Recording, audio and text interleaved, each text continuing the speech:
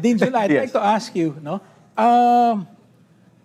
How would you read the political dynamics in the Senate? How many do you think would be receptive to Okay.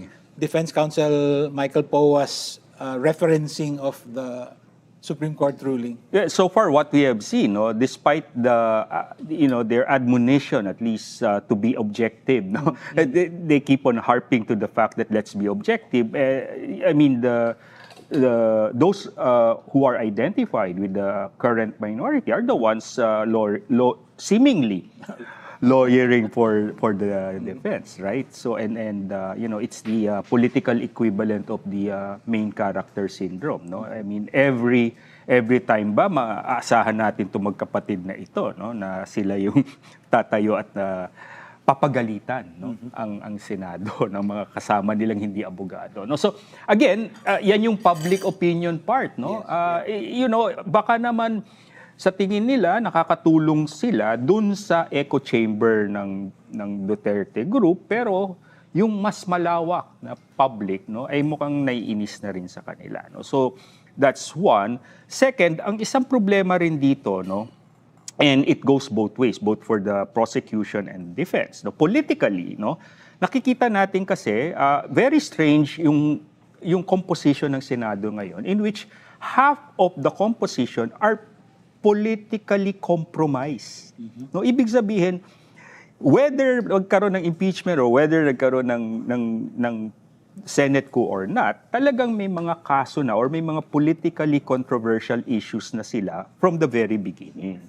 And it's so tempting also for the incumbent, no, for the government to take advantage of this in order to influence somehow, no, the outcome of the impeachment. Now, it can work both ways, no? Kasi on one hand, no, those who are, rabidly anti-Sara, no, will turn a blind eye to this somehow Marcosian tactic of filing cases against those who are politically compromised, di ba? On the other hand, no, syempre, gagamitin din ito paulit-ulit, no? Kaya that explains yung pagtayo again ni Senator Pia to defend the brother. Kasi naman, ang problema din sa administrasyong ito, ang hilig nila magpa-press con. Government by press con. Oo, ang hilig-hilig nilang tinitelegraph kung ano man yung political tactic or strategy nila.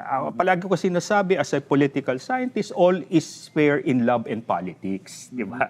It's how you frame it, di ba? It's how you communicate it, no? And kung palaging ganito na lang, baka mag-backfire sa kanila ito. Then my last point is, balik tayo dun sa, yun nga, yung disclosure, no? Again, pag nag-hardline yung mga pro-Duterte naman at hinarang nila, no, itong prosesong to na mahirap kasing lusutan ni Alan Peter dahil nung corona siya yung humingi noon, no? I think ito yung tinatawag na envelope moment nung panahon ni Erap, no? 'Di ba?